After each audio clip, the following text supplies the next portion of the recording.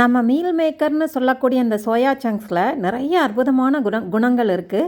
இதில் இவ்வளவு சிறப்பு குணங்கள் இருக்கா? இவ்வளவு சோயா சமைக்கலாமா? இதில் என்னென்ன குணங்கள் இருக்குது? எப்படி சமைக்கலாம்? அப்படிங்கிற நிறைய விஷயங்கள் இந்த வீடியோவில் நம்ம பார்க்க போகிறோம். இந்த சோயா சங்க்ஸு பொதுவாக பெண்களுக்கு ரொம்ப நல்லதுங்க. ஹார்மோனல் இம்பேலன்ஸு, மெனோபாஸ் டைம் அந்த மாதிரி சமயங்கள் எல்லாம் இது தொடர்ந்து அடிக்கடி எடுத்துகிட்டு வந்தீங்கன்னா உங்கள் ஆரோக்கியத்துக்கு ரொம்பவே நல்லது. இது சோயாவிலேருந்து செய்யக்கூடியதான் இந்த சோயா சங்க்ஸு. இதை பற்றின சில குறிப்புகள் நான் ஸ்க்ரீன்ஷாட் எடுத்து போட்டிருக்கேன். இதை பார்த்தீங்கன்னா உங்களுக்கு புரியும். இது மாதிரி நிறைய விஷயங்கள் இந்த ஸ்க்ரீன்ஷாட்டில் உங்களுக்கு புரியும். இதை பற்றின ஒரு சில குறிப்புகளும் எப்படி செய்கிறது, இதை எப்படி பயன்படுத்துறது, என்ன சுவையில் பயன்படுத்தலாம் அப்படிங்கிறதையும் நான் இந்த வீடியோவில் சொல்லியிருக்கேன். வீடியோவை முழுமையாக பொறுமையாக ஸ்கிப் பண்ணாமல் பாருங்கள். ஃப்ரெண்ட்ஸ் கூட ஷேர் பண்ணிக்கோங்க. லைக், கமெண்ட், சப்ஸ்கிரைப் பண்ணுங்கள். வாங்க வீடியோக்குள்ளே போகலாம்.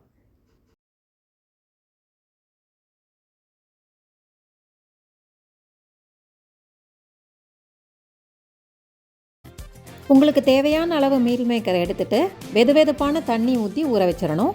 நான் ஏற்கனவே ஊற வச்சுட்டேன். நல்லா பிழிஞ்சு எடுத்துக்கோங்க. இந்த மாதிரி பிழிஞ்சிடணும். தண்ணி சத்தை ஃபுல்லாக பிழிஞ்சு எடுத்துருங்க. பிழிஞ்சு எடுத்துகிட்டு இந்த மாதிரி சின்ன சின்னதாக கட் பண்ணி எடுத்து வச்சுருக்கேன். தக்காளி 2 பெரிய தக்காளி, 1 பெரிய வெங்காயம், பூண்டு இது எல்லாமே கட் பண்ணி வச்சுருக்கேன்.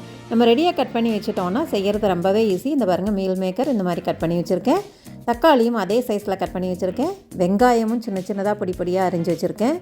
பூண்டு, இஞ்சி பூண்டு விழுது தட்டி வச்சுருக்கேன். இது கூட நீங்கள் பூண்டு கட் பண்ணியும் சேர்த்துக்கலாம். நான் இஞ்சி பூண்டு நிறையா விழுதாக தட்டி வச்சுருக்கேன். இப்படி ரெடி பண்ணி வச்சுக்கோங்க. நான் இந்த மீல் மேக்கர் ஊற வச்ச மீல் மேக்கர் பெரிய சைஸு அப்படிங்கிறதுனால சின்ன சின்னதாக கட் பண்ணி எடுத்துருக்கேன். பாதியாவோ 4ஆவோ உங்களுக்கு தேவையான அளவு கட் பண்ணிட்டிங்கன்னா நல்லா சார்ந்து வரும். நம்ம சேர்க்குற மசாலா வந்து இதில் நல்லா சாரும். அதுக்காக தான் கட் பண்ணி எடுத்துக்கிறது. பட்டாணி சைஸில் குட்டி குட்டி மீல் மேக்கர் கிடைக்கிது. நீங்கள் அது கூட வாங்கி ஊற வச்சு பிழிஞ்சு எடுத்து பயன்படுத்தலாம். இப்போ கட் பண்ணி ரெடியாக வச்சாச்சு. பேனை சூடு பண்ணிவிட்டு தேவையான அளவு எண்ணெய் சேர்த்துக்கலாம். இதுக்கு கொஞ்சம் எண்ணெய் அதிகமாகவே சேர்க்கணும். அப்போ தான் ரொம்ப நல்லாயிருக்கும். 3லேருந்து 4 டேபிள் ஸ்பூன் அளவுக்கு எண்ணெய் சேர்த்துக்கோங்க. எண்ணெய் நிறைய சேர்த்திங்கன்னா இந்த வெங்காயம், தக்காளி இதெல்லாம் வதங்கி அந்த மசாலா வந்து நல்லா திக்காக கிடைக்கும். எண்ணெய் நல்லா காஞ்சிடுச்சு.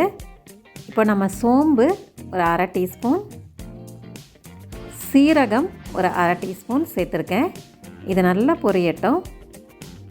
இது நல்லா பொன்னிறமாக பொரிஞ்சு வந்துடுச்சு பார்த்திங்களா? இந்த மாதிரி பொரிஞ்சதுக்கப்புறம் இஞ்சி பூண்டு விழுது ஒரு 2 டீஸ்பூன் அளவுக்கு எடுத்திருக்கேன். இஞ்சி பூண்டு விழுது கொஞ்சம் ஸ்ட்ராங்காக போட்டிங்கன்னா ரொம்ப நல்லது, மணமாக இருக்கும். அதனால் 2 டீஸ்பூன் இஞ்சி பூண்டு விழுது சேர்த்து லைட்டாக வதக்கிட்டு கட் பண்ணி வச்சுருக்க வெங்காயம், நான் ஒரு பெரிய சைஸ் வெங்காயம் எடுத்து சின்ன சின்னதாக பொடி பொடியாக அரைஞ்சி வச்சுருக்கேன். அதையும் சேர்த்து வதக்கிடலாம்.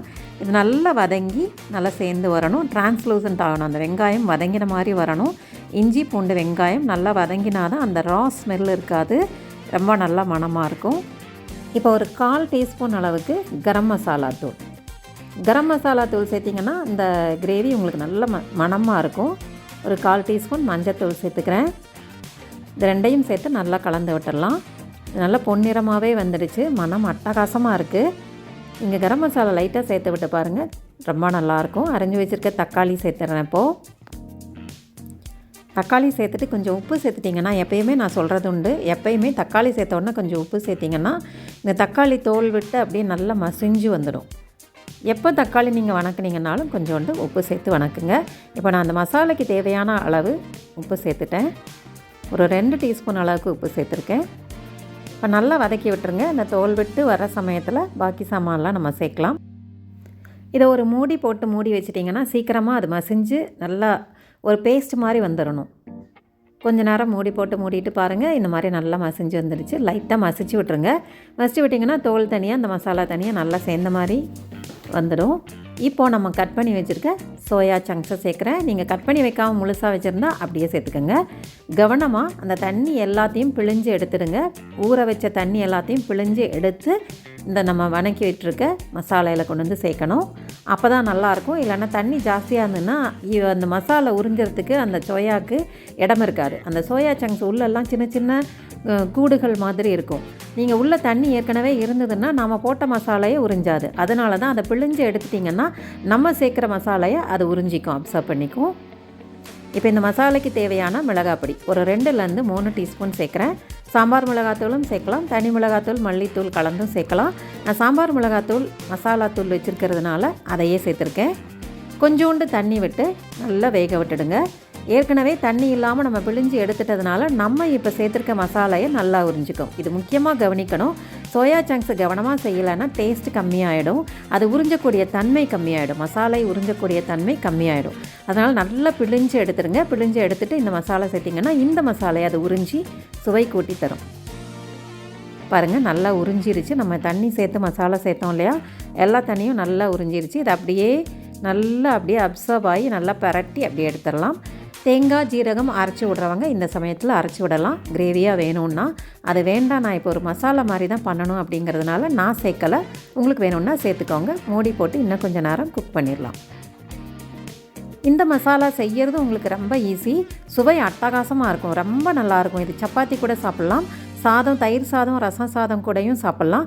ரொம்ப நல்லாயிருக்கும். இது செஞ்சு பாருங்கள். இது ரொம்ப நல்லாவே இருக்கும், சுவையாகவே இருக்கும், எல்லாருக்கும் பிடிக்கும். சின்ன சின்னதாக கட் பண்ணி செய்யும்போது எடுத்து சாப்பிட்றதுக்கு ஈஸியாக இருக்கும். நல்லா கிரேவி மசாலாவை உறிஞ்சி இருக்கும். இது அந்த தன்மை கொஞ்சம் கம்மிங்கிறதுனால தான் நான் ரிப்பீட்டடாக இத்தனை தடவை சொல்கிறேன். நல்லா அந்த மசாலா உறிஞ்சிற மாதிரி செஞ்சால் தான் இந்த சோயா சங்க்ஸு ரொம்ப சுவையாக இருக்கும். மூடி போட்டு மூடி வச்சுருங்க.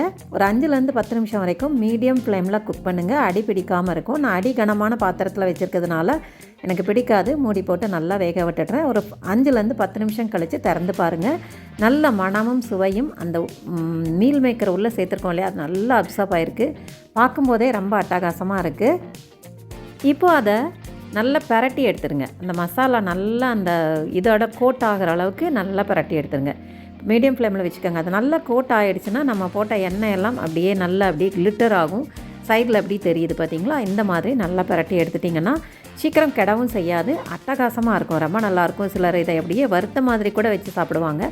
பட் நான் அந்த அளவுக்கு ட்ரையாக வைக்கல, கொஞ்சம் கிரேவி இருக்கிற மாதிரி அப்படியே நல்லா பரட்டி எடுத்துருக்கேன். இந்த மாதிரி பரட்டி எடுத்துக்கோங்க.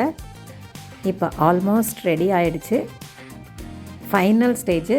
நல்லா ஒரு கைப்பிடி அளவுக்கு கொத்தமல்லி தழை எடுத்து குட்டி குட்டியாக நல்லா சாப் பண்ணிவிடுங்க. சாப் பண்ணிவிட்டு மேலே தூவி விட்டுடுங்க. சுவையோ சுவை, அருமையான meal maker soya chunks masala ready ஆகிடுச்சு. ரொம்ப சுலபமான மட்டன் மசாலா மாதிரியே இருக்கக்கூடிய சோயா சங்க்ஸ் மசாலா ரெடி பண்ணிட்டோம். இதை செஞ்சு பார்த்துட்டு எப்படி இருந்ததுன்னு சொல்லுங்கள். கமெண்ட் பாக்ஸில் கமெண்ட் பண்ணிங்கன்னா ரொம்ப சந்தோஷப்படுவோம். ஃப்ரெண்ட்ஸ் கூட ஷேர் பண்ணிக்கோங்க. நம்ம சேனலை ஃபஸ்ட் டைம் பார்க்குறவங்க கண்டிப்பாக சப்ஸ்கிரைப் பண்ணிக்கோங்க. நிறைய பயனுள்ள ரெசிபீஸ் நம்ம போஸ்ட் பண்ணிகிட்ருக்கோம், கண்டிப்பாக சப்ஸ்கிரைப் பண்ணிக்கோங்க. அட்டகாசமான meal maker soya chunks masala கூட சப்பாத்தி வச்சு நான் இப்போ சர்வ் பண்ண போகிறேன். ரெடி ஆயிடுச்சு, வாங்க சுவைக்கலாம். தேங்க்ஸ் ஃபார் வாட்சிங்.